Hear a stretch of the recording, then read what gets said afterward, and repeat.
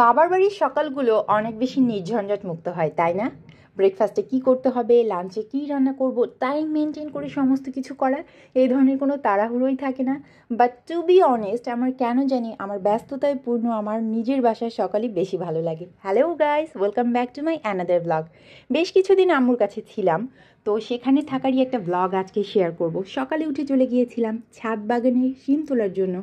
আম্মুর গাছের এই শিমগুলো এত বেশি টেস্টি, তো সকাল সকাল অনেকগুলো ফ্রেশ সিম উঠিয়ে এনে আমি আমার জন্য ব্রেকফাস্ট প্রিপেয়ার করছিলাম। আমার জন্য বলার কারণ হলো, আম্মু সেদিন খিচুড়ি রান্না করেছিল, কিন্তু আমার কাছে এই ব্রেকফাস্টটা মানে পরোটা, ডিম পোচ, দুধ চা, এই প্ল্যাটারটা আমার অনেক বেশি পছন্দ। আর প্রতি সপ্তাহে একবার আমি এটা খাওয়ার ট্রাই করি। এটা খুব আনহেলদি, এমনকি আমার জন্য, যেহেতু আমার কিছু হেলথ ইস্যু আছে, একেবারেই উচিত না। বাট একদিন হলেও খাই, পছন্দ বলে কথা। তো আমি আমার নিজের জন্য এটা প্রিপেয়ার করে নিই। আমি যখন এই সমস্ত কিছু অ্যারেঞ্জমেন্ট করি, দুধ চাটা সবার আগে আমি বসিয়ে দিই, কেননা দুধ চা যত বেশি চা পাতি সহ ফুটতে থাকবে, এটার কালার বলি বা ফ্লেভার বলি, সেটা তত বেশি বেরিয়ে আসবে।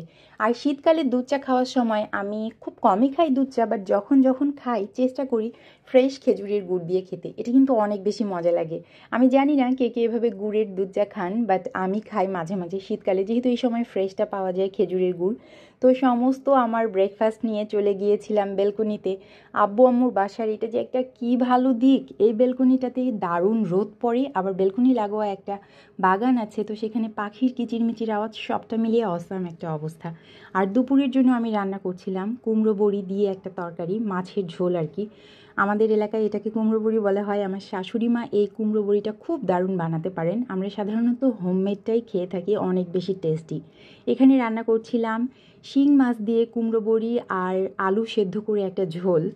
আমার নানু বাসায় ছিলেন, উনি অসুস্থ, যাতে করে উনিও খেতে পারে, পাশাপাশি আমরাও বাসার সবাই খেতে পারি, তাই এই তরকারিটা করছিলাম। আর যারা রুগী তাদের জন্য তো শিং, মাগুর এই টাইপ মাছগুলো অনেক বেশি মানে কি বলবো, স্বাস্থ্যসম্মত আর কি। তো রান্না হয়ে গিয়েছে, আর ওপরে আমি কিছু বড় মাছও ভেজে অ্যাড করে দিয়েছিলাম, যেহেতু অন্যান্যরাও খাবে। আর সেই সাথে আর একটা আইটেম ছিল, তা হলো শিম ভর্তা আর শিম ভাজি।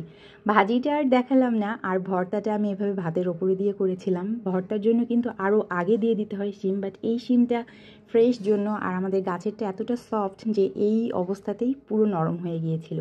বিকেলবেলা আমরা সিজদাকে নিয়ে আমাদের বাসা সংলগ্ন একটা পার্কে ঘুরতে গিয়েছিলাম। এই পার্কটা সিজদা অনেক বেশি পছন্দ করে, আর সিজদার লাইফে 4.5 বা 5 মাস বয়সে কোনো পার্কে গিয়েছিল, এটাই হলো সেই পার্ক, যার জন্য এটার সাথে ও একটু বেশি অ্যাটাচ। পার্কে ঘোরাঘুরির ছোটো ছোটো রিল আমি আগে আপনাদের সাথে শেয়ার করেছিলাম। তেমন কিছুই করিনি, সেই দিন একটু ঘোরাঘুরি করার পর সেখানকার ক্যান্টিনে চা খেয়ে আমরা সবাই চলে এসেছিলাম। Thank you so much for watching. আল্লাহ হাফিজ।